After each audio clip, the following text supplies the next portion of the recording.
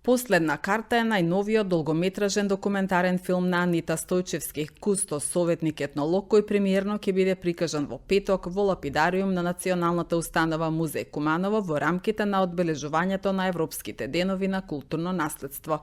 Проектот е поддржан од Министерството за култура и туризам и општина Куманово.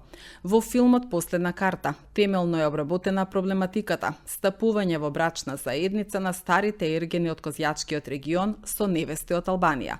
Дали од ваквите бракови произлегуваат успешни приказни? Ке дознаеме од авторот на документарецот магистар Анита Стојчевски. Воедно ги поканувам сите мои сограѓани, драги пријатели и колеги да поведат на премиерата на долгометражниот документарен филм во петок, 26 септември, 19:30 во Лапидариумот на Музеот на Куманово.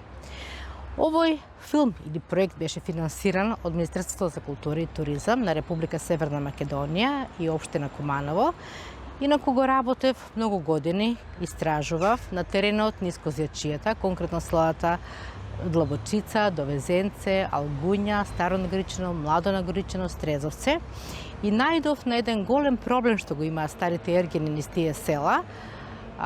Тие се не женети со години, но дојдоа на идеја да носат жени од Албанија. При посета на овие семејства успеав да ги снимам, да ги документирам и овој видеоматеријал го преточнам во еден долгометражен филм. Филмот е во трајање од 1 час. Инаку за него е компонирана специјална музика, бидејќи го спремаме за учество на многобројни европски и светски фестивали, како што е фестивалот во Кан, Берлин, Тренто фестивал, Цирих, Брисел и Њујорк. Годинава конкуриравме во областа на меѓународната дејност при Министерство за култура на Република Северна Македонија, да го прикажуваме во културниот центар во Њујорк на Манхетен, и се надевам доколку помине проектот дека наредната година ќе бидеме гости во таа галерија.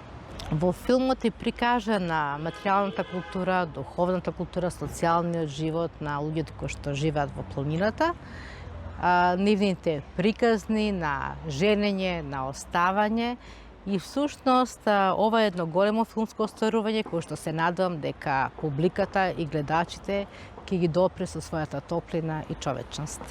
При моите истражувања најдов да многу успешни приказни, тие одеа заедно со намерник во Албанија, на некој начин и плаќаа за жените, да не кажам ги купуваа, ги донасаа во нивните села, но има ситуации каде што жените, согледувајќи руралната средина и тешкиот живот на преживување во планината, тие се заминуваа за Албанија.